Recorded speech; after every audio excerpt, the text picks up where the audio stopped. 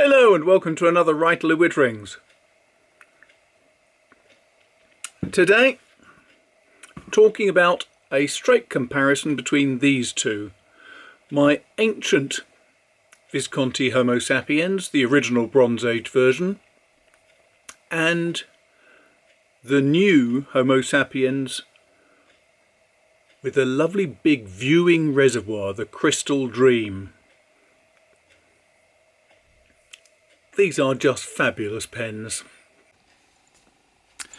So just to give a clue, I have been using the Crystal Dream extensively because it is just gorgeous.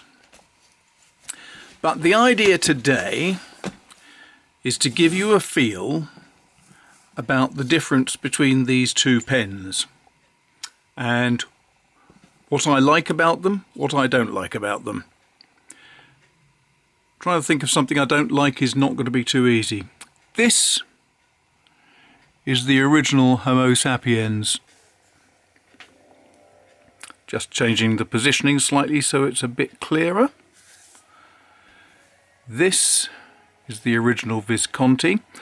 Now, all the Viscontis are made of this strange material which is based on lava from Mount Etna, I understand. It's mixed with something to make it workable, but it is incredibly resilient, hard wearing, it doesn't scratch, it doesn't get damaged. It's wonderful. All of the original pens came with bronze fittings, so they were called the Bronze Age Homo Sapiens. And in terms of decoration, it's got this bronze band with Homo Sapiens written on it. And it's got a clip, the Visconti clip, which is made to remind you of the marvellous bridge in Florence, in Firenze, where they have these lovely curves. And the clips are always good and strong.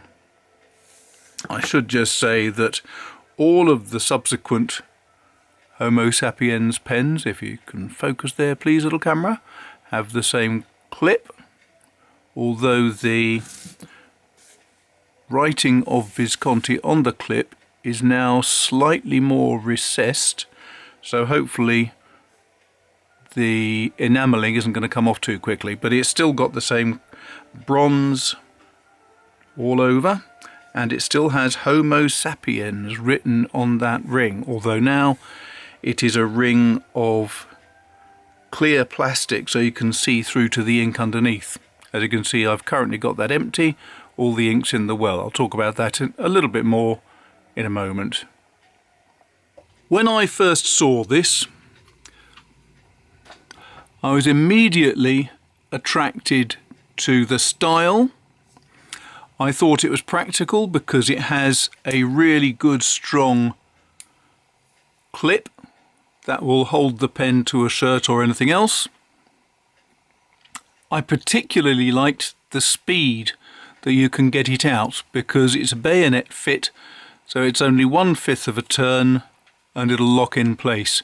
You can see there's strange cutouts here, and if I hold this up, I can't quite see whether that's working, but inside there are small studs sticking out that have been carefully machined into the inside. Those studs slot into these and create the quick bayonet fit. Very appealing.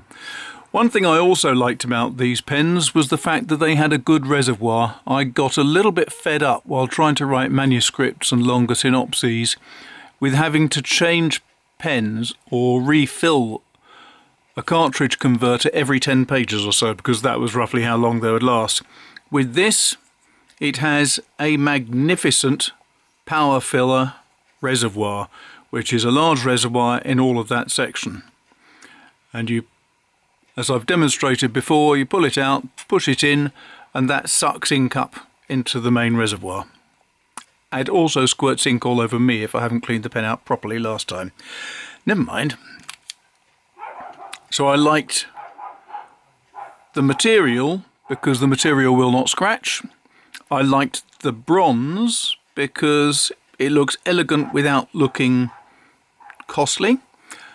The material itself is impervious to almost anything. I also like the fact that it's slightly hygroscopic, so that means it will soak up small amounts of liquid, which itself means that if you are mildly sweaty because it's a very, very hot day, the pen will soak up that sweat and the pen never feels as though it's getting loose in your hands. It always feels as though you've got a good grip. Those are the things I liked about it. Now this one, the Crystal Dream. It has all of the same benefits in terms of the strong clip. It has the same bronze decorative elements. It has the same quick release. The difference is it has this big viewing window and smaller viewing window. That's because this is not a power filler like this one. It's a dual filler. So it's got a small reservoir here, which is shut off from the main reservoir, but this is the main reservoir. Now this means that you can, if you wish, unscrew that, screw it back up, and you will have emptied the front reservoir. As you can see, it's empty now. Still mildly blue coloured from the ink that was in there. Now that means that you can travel around with this on an aeroplane and you won't get burping of ink into the cap section and making a mess if you're on an aeroplane and the pressure changes. It also means that if the pen's stuck in your shirt pocket, the ink won't expand if you've got a full pen and make a mess in your shirt pocket, because I've had that happen with other pens. This one, you can shut off all the ink and then only let it into the front reservoir when you want to have it there. Unscrew that, screw it back in, and I now have a full front reservoir. What is different between these two pens? There's two main things. There is that filling mechanism, which means that this will hold roughly twice the amount of ink that the old Homo sapiens will. And of course you can see exactly how much ink you've got in there, which I find just absolutely delightful. I really do like that. And the other big difference is the style of nib. When the first Homo sapiens pens came out, they had these magnificent 23 carat palladium nibs. Now, they are, when good, absolutely superb. They're so smooth, give such good feel, and they give a really good springiness to your writing, so you can get excellent line variation. This one is a two-tone palladium nib. It's got gilt or gold or something on various areas to highlight it, which I think makes it look absolutely gorgeous as well. But the main thing about it is it's a medium nib that really is a gusher. It's glorious to use. But they did have a lot of problems with palladium. Now, I don't know if that was just simple issues with quality control, if it was inherent difficulties working with a different type of metal, palladium, or what it might have been. But it has meant that in recent years they've stopped manufacturing palladium and they've gone back to 18 karat gold. I say that, having a quick look. Yes, 18 karat.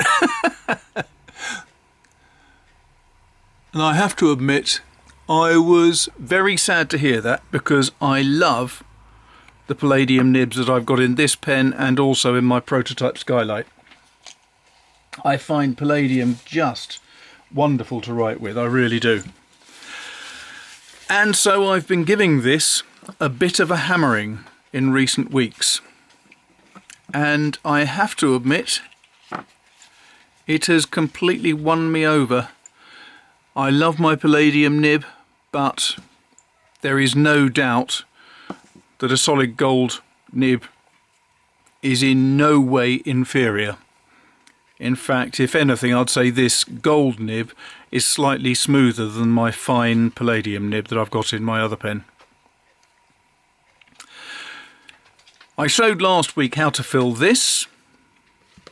I thought that this week, since I'm talking about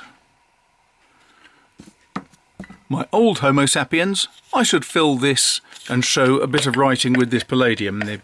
Now, I have here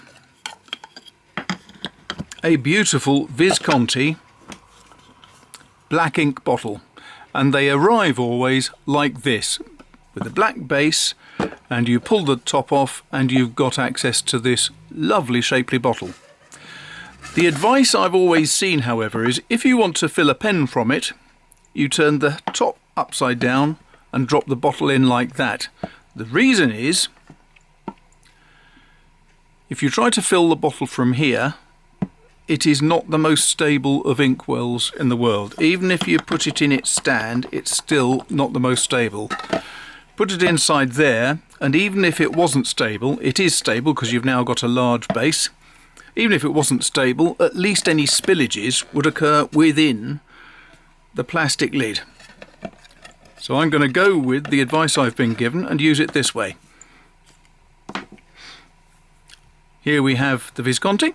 You unscrew the back, pull out the plunger, put the nib into your ink, press the plunger down, give it a second or two, and the advice always is to do it twice because you get more sucked up the second time you use it. And there we have it. One Visconti, now hopefully pretty much loaded with ink. As I demonstrated last time, and I can recommend going back to that video if you haven't seen it, there are distinct advantages to using the Visconti Traveller's Inkwell, because you get a much more, well, you get a much larger fill of ink. A larger fill of ink. What I'm trying to say is, you get a lot more ink loaded into your reservoir. So here we have my Visconti. What shall I write?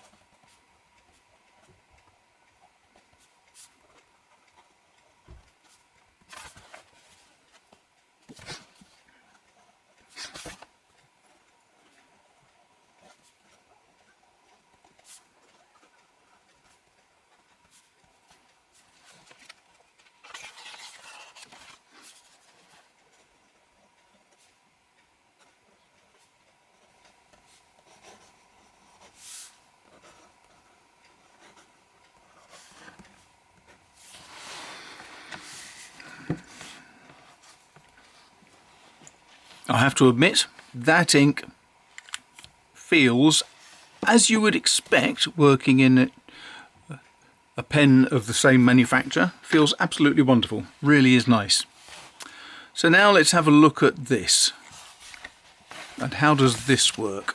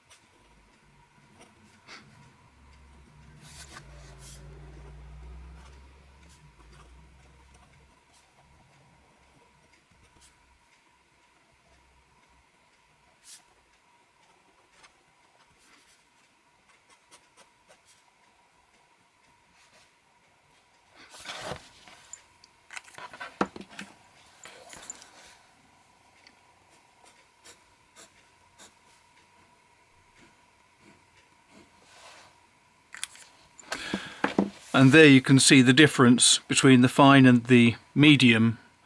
There is a lot more ink going down with the medium, which makes me think that this fine nib is going to work for years with one fill in the reservoir. It's just an astonishing pen to use. In terms of main differences other than the filling mechanism, there aren't really that many. I went through the weights and overall dimensions of the two last week. The only real difference between them, I would say, both about 14.5 centimetres. Yeah, 14.5 centimetres. The only actual difference that is really obvious to me, apart from that glaring obvious difference that you can see all the ink, is that at the back it's got this nice bronze tip, which I think is rather lovely. I don't know why they put that on this pen and no others, but that's a nice additional feature. So out of these two, which is my favourite? Well, I've already said what I like about these pens. I like that little 1/5 turn so that you can get it out. If you're in a meeting and you need to take notes, these pens are ideal. I love the fact that they both have superb, absolutely superb nibs. I like the fact that you have the ability to change whatever is on the top of the cap. I've gone for my initials with both of my two older pens. This still has the V for Visconti, but you can have birthstones, you can have your birth sign, you can have any top on that you want. All you have to do is get a magnet, remove the old one with a magnet and drop the new stone or whatever it might be in place, which is just nice. It's a nice touch. But in terms of things I don't like,